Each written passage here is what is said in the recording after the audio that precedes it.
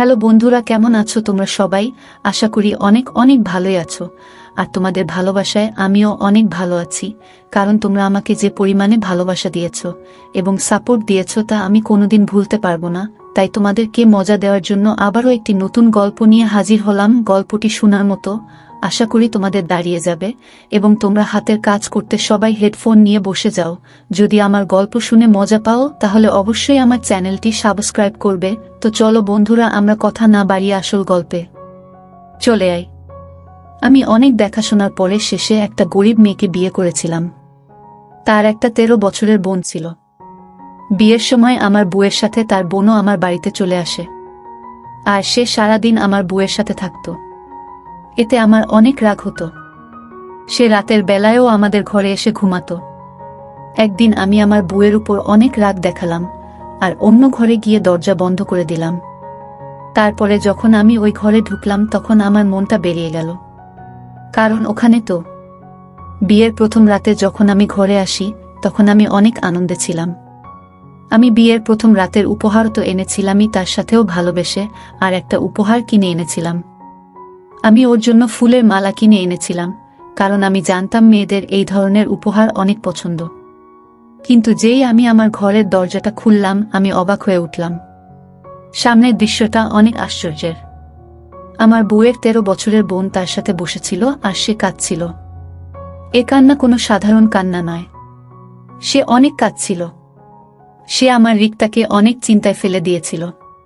রিক্তা তার বোনকে ধরে সান্ত্বনা দিচ্ছিল। আমি গিয়ে জিজ্ঞেস করলাম, রিক্তা, ওর কি হয়েছে? ওর শরীর ঠিক আছে তো? রিক্তা বলে, হ্যাঁ ঠিক আছে। ও কাঁদছে কারণ আমি নতুন জীবন শুরু করতে চলেছি, তাই ওর মনে হচ্ছে ওকে দেখার আর কেউ নেই। ওকে দেখে আমার খারাপ মনে হয়। আমি এগিয়ে গিয়ে মীরার মাথায় হাত রেখে বলি, তোমার কোনো চিন্তা নেই। তুমি রিক্তার বোন হও, তার মানে তুমি আমারও বোন। তুমি আমাদের সাথে এই বাড়িতেই থাকবে। রিক্তা, তুমি এই কথাটা ওকে বলনি? রিক্তা বলে, হ্যাঁ আমি বলেছি, কিন্তু ও ছোট তো, ও ঠিক ভরসা পাচ্ছে না। কিছুদিন সময় দাও, ও ঠিক হয়ে যাবে। স্বামীর একটা কথা বলবো? আমি হেসে বলি, রিক্তা, তোমার অনুমতি নেওয়ার কোনো প্রয়োজন নেই। রিক্তা বলে, স্বামীরও কি আজ আমার সাথে ঘুমাতে পারে? যতদিন না ও স্বাবলম্বী হচ্ছে আমি ওকে ছাড়তে পারছি না। ও একা থাকতে অনেক ভয় পায়। মা বাবা এই পৃথিবী ছেড়ে চলে যাওয়ার পর থেকে ও ছোটখাটো ব্যাপারে ভয় পেয়ে নিজের শরীর খারাপ করে বসে। আমি বিয়ের পরে ওকে নিয়ে হাসপাতালে দৌড়াদৌড়ি করতে চাই না। আমি রিক্তার অসুবিধাটা বুঝতে পারি। আমি বলি, ঠিক আছে, তুমি আজ ওকে নিয়ে এই ঘরেই ঘুমিয়ে পড়ো। আমি বরং অন্য ঘরে গিয়ে ঘুমাচ্ছি। রিক্তা উঠে আমার কাছে এসে বলে, আপনার এই উপকার আমি কোনোদিন ভুলব না। আমি চিরকাল আপনার কাছে ঋণী থাকব। শুধু আপনাকে আর একটা অনুরোধ করছি, বাড়ির কেউ যেন জানতে না পারে যে আপনি অন্য ঘরে ঘুমাচ্ছেন। শ্রীলেখা অনেক তাড়াতাড়ি নিজেকে সামলে নেবে, তারপর সে আর রাগ করবে না। আমি বলি, রিক্তা, আমি তোমার অবস্থাটা বুঝতে পারছি, তুমি চিন্তা করো না। তাছাড়া কালকেই সব অতিথিরা ফেরত চলে যাবে, তারপর আমরা তিনজনই এই ঘরে ঘুমাতে পারব। এই বলে আমি ঘর থেকে বেরিয়ে গেলাম। রিক্তাকে আমি শান্তি দিলাম, কিন্তু আমি নিজেকে কি করে শান্ত করি? আমি ভাবছিলাম যে শ্রীলেখা কি এইভাবে সবসময় আমাদের মধ্যে চলে আসবে? আমি কি রিক্তার কথা মেনে নিয়ে ভুল করলাম? আমি অনেক কষ্টে নিজের মাথা থেকে এইসব কথা দূর করি। আমার মনে হলো যে ছোটরা এরকমই হয়, তারা যাকে ভালোবাসে তাকে অন্য কারোর সাথে দেখতে পারে না। আমি শ্রীলেখার অনেক ভালোভাবে খেয়াল রাখতে শুরু করলাম। সে একটা সরল সাদাসিধে মেয়ে, সে একটু ভয় ভয় থাকে। এমনিতেই আমার এরকম ছোটদের উপর অনেক দয়া ছিল। আমি বুঝতে পারি যে তার সাথে অনেক খারাপ কিছু হয়েছে, তাই সে এই রকম হয়ে গেছে। আমাদের বিয়ের 1 সপ্তাহ পার হয়ে গেল, কিন্তু এখনো শ্রীলেখা তার দিদির ঘরে ঘুমিয়ে থাকে। একদিন আমি শ্রীলেখার জন্য একটা ব্যাগ কিনে আনি। আমার বই কিনে আনার ইচ্ছে ছিল, কিন্তু আনতে পারলাম না, কারণ আমি জানতাম না শ্রীলেখা কত দূর পড়াশোনা করেছে। আমি বাড়ি এসে দেখি রিক্তা রান্না করতে ব্যস্ত আর শ্রীলেখা উঠোনে বসে তার দিদিকে দেখছে। আমি হাসি মুখে শ্রীলেখার পাশে গিয়ে বসলাম। রিক্তা আমাকে দেখে সাথে সাথেই সব কাজ ছেড়ে উঠোনে চলে আসে। আমি রিক্তাকে ইগনোর করে শ্রীলেখাকে বলি, দেখো শ্রীলেখা, আমি তোমার জন্য উপহার নিয়ে এসেছি। শ্রীলেখা আমাকে দেখে কাঁদতে শুরু করে। সে দৌড়ে গিয়ে তার দিদির পিছনের দিকে লুকিয়ে পড়ে। আমি ওর ব্যবহার দেখে অবাক হয়ে গেলাম। ও সবসময় এরকম লুকিয়ে লুকিয়ে কেন থাকে? কিন্তু তখন আমি জানতাম না যে এ কেনর উত্তর। যখন আমি জানতে পারবো তখন আমার একটা বড় কষ্ট পাবো। আমি আদর করে বললাম, শ্রীলেখা আমার কাছে এসো, দেখো আমি তোমার জন্য ব্যাগ এনেছি। আমার কথা শুনে শ্রীলেখা আরও কাঁদতে শুরু করে। রিক্তা আমার দিকে রেগে তাকায় আর বলে, আপনি দয়া করে আমার বোনের থেকে দূরে থাকুন। আপনি আমার স্বামী হন, কিন্তু শ্রীলেখার তো কেউ হন না, তাই আপনি দয়া করে ওর সাথে কথা বলবেন না। রিক্তার কথাগুলো আমাকে অনেক আঘাত দিল। আমি তো শ্রীলেখাকে নিজের বোনের মতনই দেখতাম। আমার অনেক রাগ হয়ে গেল।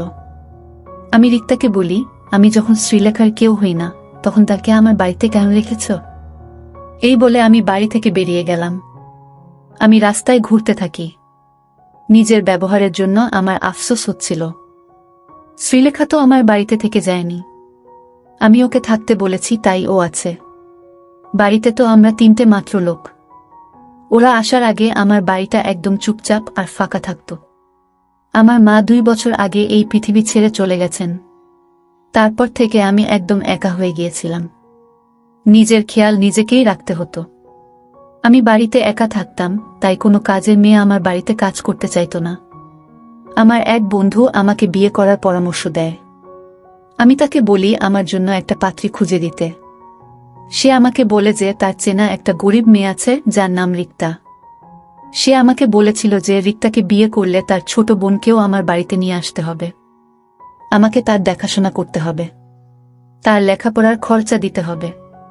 তারপর ও যখন বড় হয়ে যাবে তখন একটা ভালো ছেলে দেখে তার বিয়ে দিয়ে দিতে হবে। আমিও উদার মনে রিক্তার বোনের দায়িত্ব নিতে রাজি হয়ে যাই, কারণ ভগবান আমাকে যা দিয়েছিল তাতে আমি অনায়াসে তার খাওয়া পড়া আর লেখাপড়ার খরচা চালাতে পারব। তখন কি আর আমি জানতাম যে শ্রীলেখা আর 5টা ছোটদের মতন নয়, সে একটু অন্যরকম। সে একদিন আমার গলার কাটা হয়ে উঠবে, যাকে আমি না গিলতে পারবো না ফেলতে পারবো।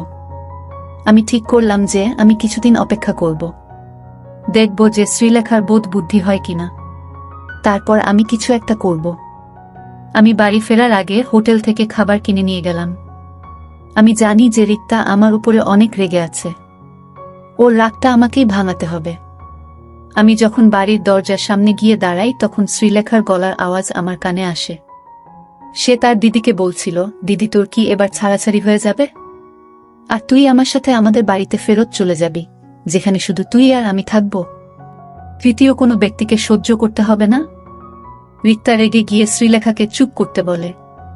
শ্রীলেখা হাসতে শুরু করে আর বলে, এখন তো তোর রাগী স্বামীটা বাড়িতে নেই, এখন তুই আমাকে আমার আসল নাম ধরে ডাকতে পারিস। এই কথাটা শুনে আমি অনেক অবাক হলাম। শ্রীলেখার আরও একটা নাম আছে যেটা আমার থেকে লুকিয়ে রাখা হয়েছে, কিন্তু কেন? আমার মনে অনেকগুলো প্রশ্ন ঘুরপাক খাচ্ছিল, যার উত্তর আমার কাছে ছিল না। আমি দরজাটা খুলে বাড়ির ভিতরে ঢুকলাম। রিক্তা আমাকে দেখে দৌড়ে আসে আর বলে, আপনি কোথায় চলে গিয়েছিলেন? আমার আপনার জন্য অনেক চিন্তা হচ্ছিল। আমি এটা দেখে খুশি হলাম যে রিক্তা আমার উপরে রেগে নেই। আমরা যখন কথা বলছিলাম তখন শ্রীলেখা আবার কাঁদতে শুরু করে আর বলে, দিদি তুই এর সাথে কথা বলিস না। এ আমার দিকে রাগি রাগি চোখে তাকায়। তোর স্বামীটা অনেক খারাপ। রিক্তা সন্দেহের চোখে আমার দিকে তাকায়। আমি বলি, আমি কেন তোমার উপর রাগ করব শ্রীলেখা? রিক্তা বলে, আমি আপনাকে আগেও বলেছি আপনি আমার বোনের সাথে কথা বলবেন না।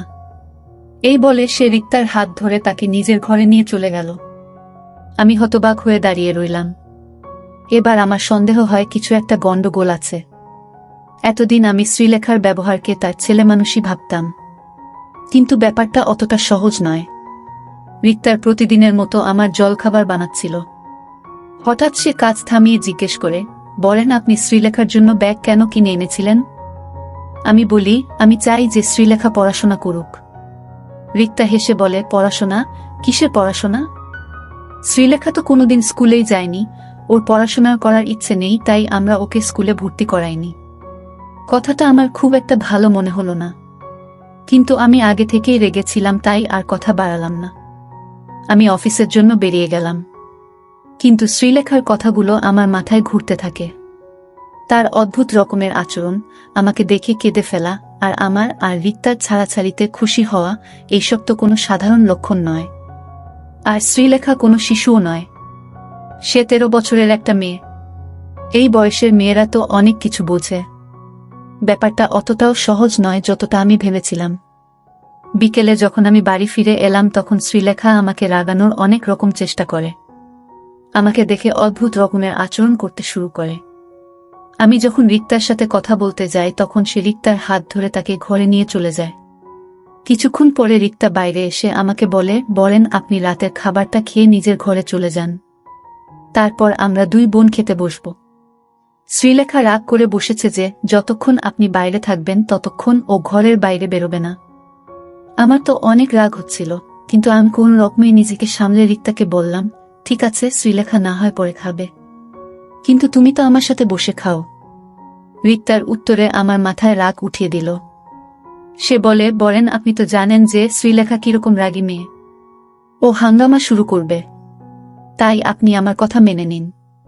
এই বলে রিক্তা নিজের ঘরে চলে যায়। আমি আর নিজের রাগ সামলাতে পারলাম না। আমি নিজের উপর নিয়ন্ত্রণ হারিয়ে ফেলি আর রিক্তার ঘরের দিকে যেতে থাকি। আমি রিক্তার আওয়াজ শুনতে পাচ্ছিলাম। সে শ্রীলেখাকে বলছিল, বাবার সাথে যদি তুইও এই পৃথিবী ছেড়ে চলে যেতিস তাহলে আমি শান্তি পেতাম, অন্তত আমার জীবনটা বেঁচে যেত। কে জানে তুই আমার কোনো পাপের শাস্তি। আমি দরজাটা খুলে ঘরের ভিতরে ঢুকে শ্রীলেখার হাত ধরে তাকে বাইরে নিয়ে এলাম। এটা দেখে রিক্তা অবাক হয়ে যায় আর বলেন আপনি আমার বোনকে কোথায় নিয়ে যাচ্ছেন? ওর হাতটা ছেড়ে দিন, মনে হচ্ছে আপনি নিজের মধ্যে নেই। সত্যি বলতে আমি নিজের মধ্যে ছিলাম না। আমার বোধ বুদ্ধি কাজ করছিল না। যদি করত তাহলে আমি এমনটা করতাম না। আমি শ্রীলেখাকে নিয়ে গিয়ে অন্য একটা ঘরে বন্ধ করে দিলাম। তারপর রিক্তার হাত ধরে তাকে আমার ঘরে নিয়ে এলাম। এসে আমি রিক্তাকে জিজ্ঞেস করলাম, আমাকে সত্যি করে বলো তোমার বোন এইরকম ব্যবহার কেন করে? রিক্তার চেহারার রং পরিবর্তন হয়ে গেছিল। সে কাঁদতে শুরু করে আর বলেন আপনার 2টি পায়ে পড়ি, আপনি আমার বোনকে ছেড়ে দিন। ও অনেক ভীতু, ও অনেক ভয় পেয়ে যাবে, ও শেষ হয়ে যাবে। ও একটা রাত তো দূরের কথা, একটা মুহূর্তে আমাকে ছাড়া থাকতে পারে না। আমি আওয়াজ করে বলি, কেন? আজকাল তো ছোট ছোট মেয়েরাও তাদের মাকে ছেড়ে থাকতে পারে। এ তোমার কি রকম বোন যে তোমাকে ছাড়া এক মুহূর্তে থাকতে পারে না? আমার এইসব একদম পছন্দ নয়, আর আমি আর এইসব সহ্য করব না। তুমি তোমার এইসব কান্নাকাটি বন্ধ করো। কিন্তু সে আরও কাঁদতে থাকে। আমি ঘরের বাইরে বেরিয়ে এসে ঘরে তালা দিলাম। তারপর নিজের ঘরে এসে দরজাটা বন্ধ করে দিলাম যাতে রিক্তা আর শ্রীলেখার আওয়াজ আমার কানে না আসে। 2 বোন মিলে দরজায় আওয়াজ করছে। মনে হচ্ছিল তারা পারলে দরজাটাই ভেঙে ফেলবে। বেশ কিছু ঘন্টা ধরে এটাই চলতে থাকে, কিন্তু ভোর হওয়ার কিছুক্ষণ আগে 2 জনেই থেমে যায়। 2টা ঘর থেকে কোনো আওয়াজ আসে না। আমি বাধ্য হয়ে শ্রীলেখার ঘরের দিকে গেলাম। আমি শ্রীলেখার কাছে ক্ষমা চেয়ে তাকে রিক্তার কাছে নিয়ে যেতে চেয়েছিলাম, কিন্তু যেই আমি শ্রীলেখার ঘরের দরজাটা খুললাম আমার হাত পা ঠান্ডা হয়ে গেল, কারণ ওই ঘরে তো একটা ছেলে বসে আছে। আমি কাছে যেতেই সে ভয় পেয়ে কাঁদতে শুরু করে। আমি তাকে বলি, আমার সামনে চোখের জল ফেলে কোনো লাভ হবে না। সত্যি করে বলো তুমি কে, আর শ্রীলেখা কোথায়?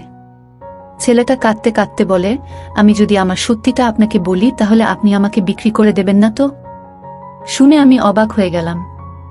বললাম, না না, আমি কেন তোমাকে বিক্রি করে দেব? এই শুনে ছেলেটা একটু শান্তি পেল আর সোফায় গিয়ে বসে পড়ল। তার মুখে একটা উজ্জ্বল ভাব দেখলাম। সে বলে, যখন আমি এই পৃথিবীতে এসেছিলাম তখন আমার বাড়িতে শোক পালন করা হয়েছিল। মনে হয়েছিল যেন আমি জন্মাইনি, আমি এই পৃথিবী ছেড়ে চলে গেছি। আমি যখন বড় হতে থাকি তখন আশেপাশে অনেক অন্যায় দেখেছি। আমার বাবা আমার মাকে মেরে মেরে শেষ করে দিত। বাবা আমার দিকে তাকিয়ে মাকে বলতো, এর থেকে ভালো হতো যদি তোর কোনো সন্তান না হতো। কিন্তু এটা তুই কাকে এই পৃথিবীতে এসেছিলি?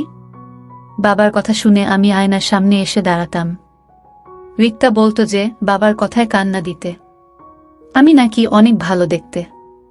কিন্তু আমি যদি ভালো হই তাহলে আমার জন্য মাকে কেন মার খেতে হয়? আমি রিক্তার কাছে টাকা চাইলে সে আমাকে 2 টাকার নোট ধরিয়ে দিত। আমি দৌড়ে দোকানে গিয়ে মায়ের জন্য আমার পছন্দ মতন টফি কিনে আনতাম। এসে মাকে সেটা খাওয়াতাম আর বলতাম, মা এটা খেয়ে নাও, তুমি আরাম পাবে। মা আমাকে ধরে ফুপিয়ে ফুপিয়ে কাঁদত। তখন আমি অনেক ছোট ছিলাম। আমার বয়সী ছেলেরা সারাদিন খেলে বেড়াত, কিন্তু আমার খেলতে ভালো মনে হতো না। আমি সারাদিন বাড়িতে বসে মাকে পাহারা দিতাম, যাতে বাবা এসে আবার মাকে না মারে। কিন্তু আমি অনেক চেষ্টা করা সত্ত্বেও ৩-৪ দিন পর পরই মা বাবার হাতে মার খেত। আমি আমার ছোট ছোট হাত দিয়ে মায়ের পায়ে ম্যাসাজ করে দিতাম যাতে মা আরাম পায়। কিন্তু মা নিজের যন্ত্রণা ভুলে আমার ছোট ছোট হাতে আদর খেত আর কাঁদত।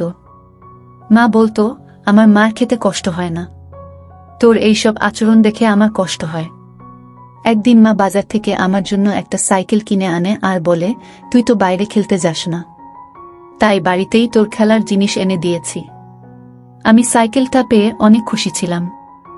আমি খুশি হয়ে মাকে আদর খাই। তারপর থেকে রোজ রোদের মধ্যে আমি সাইকেল চালিয়ে বেড়াতাম। মা বলতো, এই শেষবার তোকে আমি রোদে খেলতে দিচ্ছি, এরপর থেকে তোকে আর রোদে বের হতে দেব না। আমি কিছুক্ষণ পর পরই সাইকেল থেকে নেমে সাইকেলটাকে আমার পোশাক দিয়ে দিয়ে মুছতাম যাতে ওটা সব সময় নতুন মনে হয়। একদিন রাতে যখন বাবা বাড়ি ফেরে তখন আমি সাইকেল থেকে ঝুলছিলাম। বাবা জিজ্ঞেস করে, ওকে এই সাইকেলটা কে কিনে দিয়েছে? বাবা আমাকে 2টা মেরে আমাকে সাইকেল থেকে নামিয়ে আনে। তারপর কুড়াল দিয়ে সাইকেলটা ভেঙে দেয়। এটা দেখে আমার চোখে জল চলে আসে। আমি রাতে না খেয়ে ঘুমাতে চলে গেলাম। রাতে মা আমার ঘরে আসে, আমার পাশে বসে বলে, বাবু, আজ তোর সাথে আমার কিছু কথা আছে। তোর এখন 4.5 বছর বয়স হয়ে গেছে, তুই এখন অনেক কিছু বুঝিস। এখন তোর মা তোকে সব কথা বলতে পারে, তাই না? আমি মাথা নাড়লাম। মা আমাকে জিজ্ঞেস করে, তোর দিদির নাম কি? আমি বলি, রিক্তা। মা বলে, আর তোর নাম কি? আমি চুপ করে যাই। আমি বলি, বাবা আমাকে কমজাত বলে, তুমি আমাকে বাবু বলো। এর মধ্যে আমার নাম কোনটা? আমার মায়ের চোখ সবসময় ছল ছল করত, আজও তার চোখে পানি দেখতে পাই। মা বলে, তোর কোনো নামই নেই। তোর 4.5 বছর বয়স হয়ে গেল, কিন্তু এখনো আমি ঠিক করতে পারলাম না যে তোর কি নাম রাখব। বুঝতে পারছি না তোকে ছেলেদের নাম দেব না মেয়েদের নাম। আমি বলি, আমাকে মেয়েদের নাম কেন দেবে? আমি তো ছেলে। তারপর মা মাথা নেড়ে বলে, না, তুই ছেলে মেয়ে কোনোটাই নোস, তুই হলি তৃতীয় মানুষ, থার্ড জেন্ডার। তখন আমার বয়স অনেক কম ছিল, তাই আমি মায়ের কথা ঠিক বুঝতে পারলাম না। মা বলে, আমি তোকে ছেলেদের নাম দেব না, কারণ তুই যখন বাইরে বেরোবি তখন লোকে অনেকটা কথা বলবে। আমি তোর নাম শ্রীলেখা রাখব। তুই যখন বাইরে বেরোবি তখন মাথায় ঘোমটা দিয়ে বেরোবি, আর চেষ্টা করবি সবসময় বাড়িতেই থাকার, কারণ বাড়ির ভিতরে তুই সব থেকে বেশি নিরাপদ থাকবি। আমি রেগে গিয়ে বলি, না, আমি ঘোমটা দেব না, আমি ছেলে। মা বলে, আমার কাছে একদম সময় নেই বাবা, না হলে তোর সব কষ্ট আমি নিজে নিয়ে নিতাম, কিন্তু এখন আমাকে এক জায়গায় যেতে হবে। আমি মাকে ধরে কাঁদতে কাঁদতে বললাম, আমাকেও তোমার সাথে নিয়ে চলো মা। মাও আমাকে ধরে অনেক কাঁদে। তারপর আমি যখন ঘুমিয়ে পড়ি তখন আমাকে রিক্তার কাছে শুইয়ে দিয়ে মা চলে যায়। সকালে আওয়াজের শব্দে আমার ঘুম ভাঙে। রিক্তা অনেক কাঁদছিল। আমি যখন বাইরে আসি তখন দেখি মা শুয়ে আছে। রিক্তা আমাকে ধরে কাঁদতে কাঁদতে বলে, মা আর নেই। আমি তার মাথায় মেরে বলি, চুপ করো, মা ঘুমোচ্ছে, মায় উঠে যাবে। রিক্তা আমাকে ঘরে নিয়ে গিয়ে আমার মাথায় পোশাক দিয়ে বলে, আজ থেকে তুই শ্রীলেখা। তোর মায়ের কথা মনে আছে তো? আমি মাথা নাড়লাম। রিক্তার থেকে 3 টাকা নিয়ে আমি দোকানে গিয়ে মায়ের জন্য টফি কিনে আনলাম। টফিটাকে পকেটে রেখে ঘুরতে থাকলাম, কিন্তু মা আর ঘুম থেকে উঠল না। গ্রামের সব মহিলারা এসে জড়ো হয়েছিল। তারা মাকে তার খাটে শুয়ে নিয়ে চলে গেল।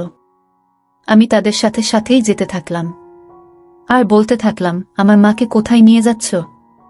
মাকে ছেড়ে দাও, আমি মায়ের জন্য টফি নিয়ে এসেছি।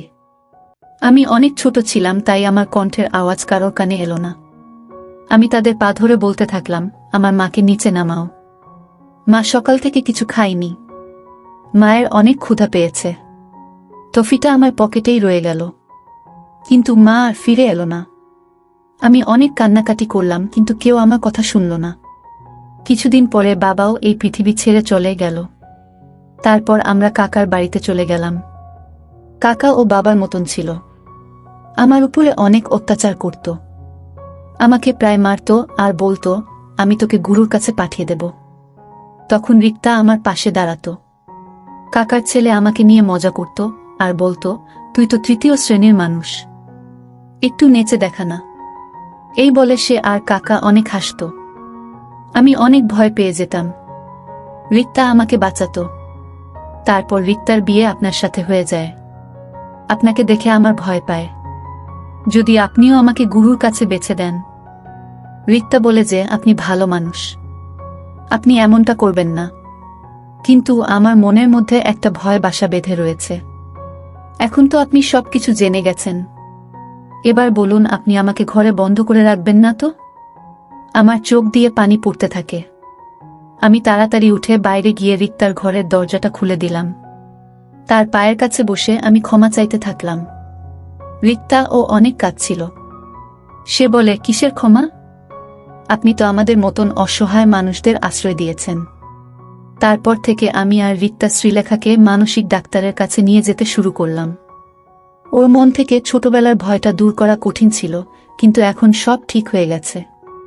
আমি শ্রীলেখার পড়াশোনা চালু করে দিয়েছি। আমি আর রিক্তা একটা সুখের জীবন পার করছি, আর শ্রীলেখাও সাধারণ জীবনে ফিরে আসছিল। আমি নিজের কাছে ওয়াদা করেছিলাম যে আমি শ্রীলেখাকে একটা সুন্দর ভবিষ্যতের জীবন দেব। বন্ধুরা, আজকের ভিডিওটা এখানেই শেষ করলাম। অনেক কষ্ট করে ভিডিওটি আপনাদের জন্য বানিয়েছি। যদি ভিডিওটি আপনাদের ভালো লেগে থাকে তাহলে একটা লাইক করবেন এবং চ্যানেলটি অবশ্যই সাবস্ক্রাইব করবেন। এই আশা ব্যক্ত রেখে আপনাদের কাছ থেকে বিদায় নিচ্ছি আমি। দেখা হবে আগামীকালের নতুন কোনো ভিডিওতে। সে পর্যন্ত সবাই ভালো থাকুন, সুস্থ থাকুন। ধন্যবাদ।